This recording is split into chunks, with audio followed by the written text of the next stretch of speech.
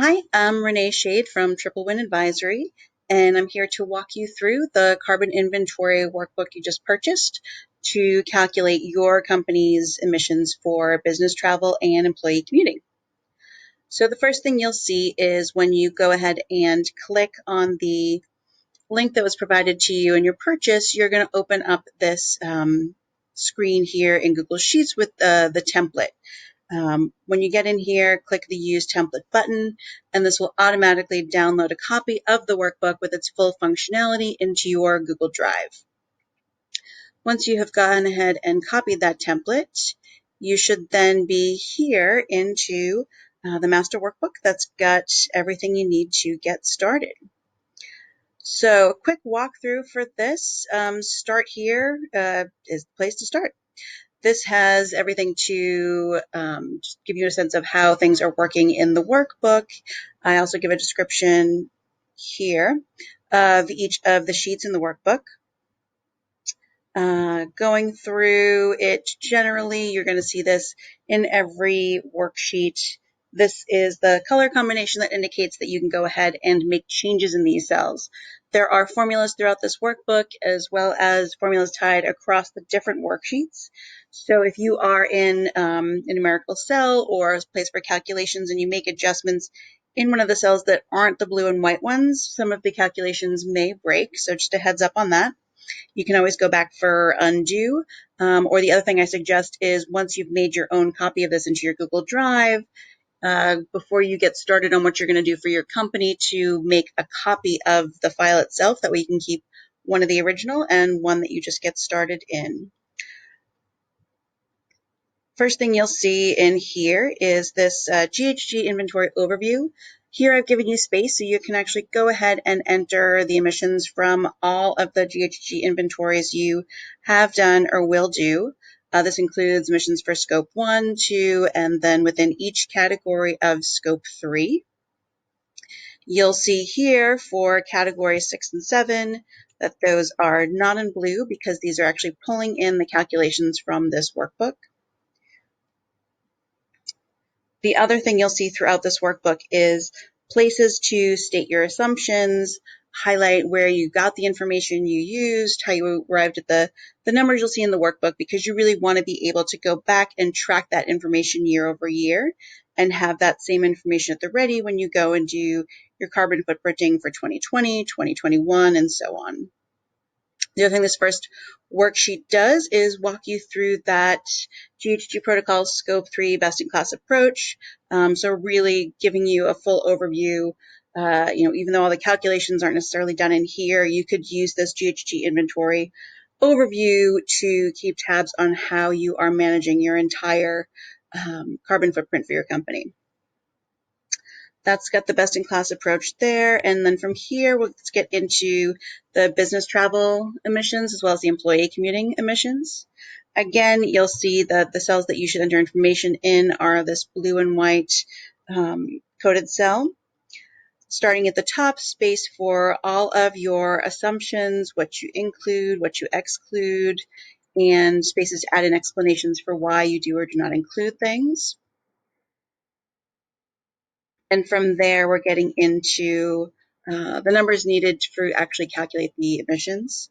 You'll see that there's a couple of different options for the ways to do it, depending on how much or how specific, rather, your information is that you have. So scroll through it. You'll take a look at those different options. Please note that the total metric ton CO2 down here in the orange will pull from both of these areas. So if you decide to use just one, make sure that you have not entered information to get metric ton CO2 equivalent from the other option, because those will both pull in. Here for business travel, we've got starting off with the obvious on the flights, also some inclusion for rail, bus, and passenger car travel, as well as hotel stays. And within each of these two tabs on business travel and employee commuting, we have some general recommendations for what you can do to go ahead and decrease the carbon intensity for that activity for your business. So this one's business travel. The next one is employee commuting. And here it's really breaking it down by the different mode of transportation.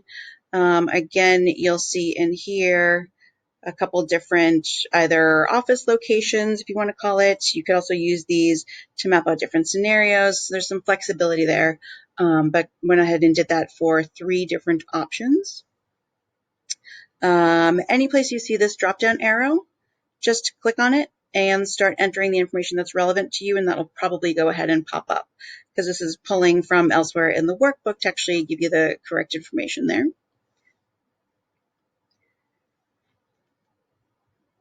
And here you can do the employee commuting emissions a couple different ways. If you've got a specific breakdown of what your employees do, it gets more specific down here when you're getting into percentages of your employees who travel in a given way.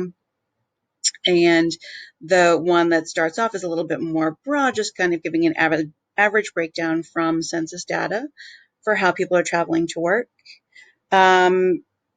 Because we are releasing this in 2020, I've also gone ahead and made some accommodations for the changes around the pandemic with COVID and how that may or may not have disrupted your workplace, your employees' workplace travel going to and from the office. So when you look in here, you'll see there's actually an accommodation for days of work that were forced to be telecommute because of the pandemic. And that's coming in from right here. So I'm just asking how many weeks was your office closed, and that will go ahead and adjust the year. So once you go to do this for 2020, it'll adjust the year. So you have the 160 days of the typical commuting where people are actually going to and from their house to the office, and then something to account right here for those 100 days spent working from home. Again, those business travel and employee commuting totals will go back here into this GHG inventory overview. So you've got that information in the full run of your emissions. Here we've also included a sample employee survey if you would like to go ahead and get more granular on the information from your employees on their commuting information. You can go ahead and just copy that sample survey and adjust it to your needs to get some more information on that end. Also within this workbook, all of the emissions factors are in here, and I've also sourced all of them so you can see exactly where those came from. That way you can use it for next year. You can make adjustments all within here. Along those same lines, all of the formulas within this workbook are completely unlocked. So if you want to know how something was calculated, all you have to do is click in that cell to find out how it is. So I hope this is helpful and that you are getting started on your greenhouse gas inventory journey. If you have any questions, my email is right here on that Start Here page, available for questions by email, or you can also go ahead and schedule hourly consultations as needed via our website. Thanks so much.